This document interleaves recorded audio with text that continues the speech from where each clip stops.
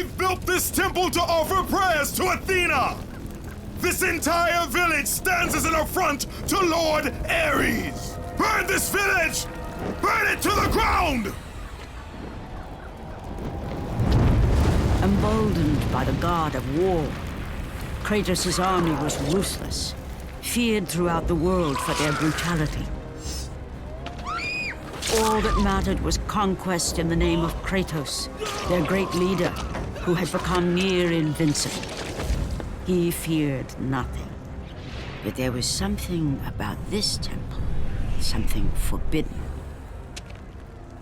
All his instincts told him he should never cross its threshold.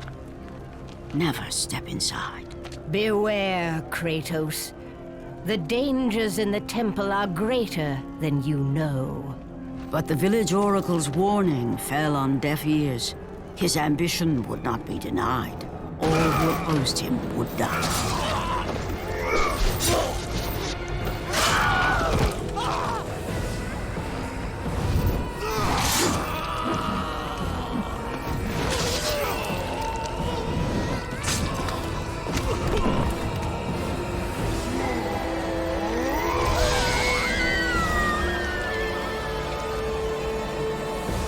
In that instant, the glory he had reveled in turned to horror. The image of his two final victims would stay with him for all his days. With that act, Kratos knew he could no longer serve his master. He had but one calling now, the death of Ares. He would murder the god of war. Even in death, the memories, the visions would not fade. For how could he forget spilling the blood of his own family? A cruel trick orchestrated by the god of war. My wife, my child, how? They were left in Sparta. You are becoming all I'd hoped you'd be, Kratos. Now, with your wife and child dead, nothing will hold you back. You'll become even stronger. You will become death itself. But as the flames consumed the temple, Kratos realized his true enemy was the god who once saved his life. The same god who had now taken everything from him. Ares! From this night forward, the mark of your terrible deed will be visible to all. The ashes of your wife and child will remain fastened to your skin, never to be removed. And with that curse, all would know him for the beast he had become. His skin white with the ash of his dead family. The ghost of Sparta had been born. In the end, in death, he had failed. Born as loyal sons of Sparta, the two brothers trained and dreamt of one day joining the ranks of the great Spartan army. But that never was to be. On an ill-fated day, Deimos was taken under the eyes of his brother Kratos, the brother who had vowed to always protect him. This single event would forever change the course of Kratos' life. His destiny, his cursed fate, had been set in motion. The loss of his brother would leave an indelible mark on him, a memory he could not forget. As he vowed never to falter again, Kratos adorned a red tattoo on his body in honor of Deimos.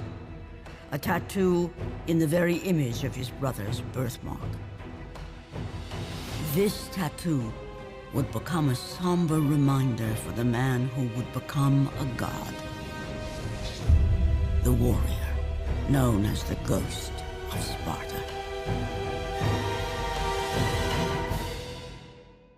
They came to retrieve the marked warrior.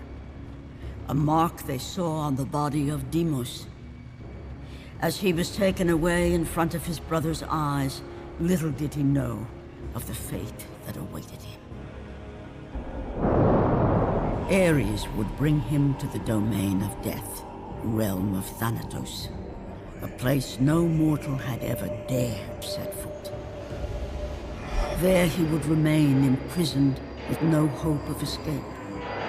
He would suffer years of punishment and torment at the hands of the god of death. At first, the belief that his brother Kratos would come to save him kept him alive.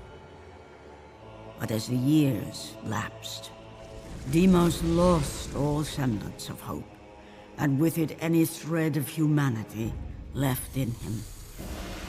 The anger, the vengeance seethed within him and lay dormant for decades. With little sanity left, it was this rage that made him endure, believing the day would come when he would once again face the brother who abandoned him. For ages, the statue of Ares, son of Zeus, stood guard on the highest plateau above the great city of Sparta, keeping a watchful eye on the lands of Laconia. The Spartans lived in reverence to the god of war, as his ruthless reign remained seemingly endless. But the day would come when his rule would be challenged. Kratos, a Spartan general, would slay Ares and take his place as the new god of war amongst the rulers of Olympus. The Spartans would see him as one of their own, a true son of Sparta, and a just ruler of their great city. It wasn't long before the effigies of Ares disappeared from around the city, and in their place, statues were erected in the honor of Kratos, the new god of war.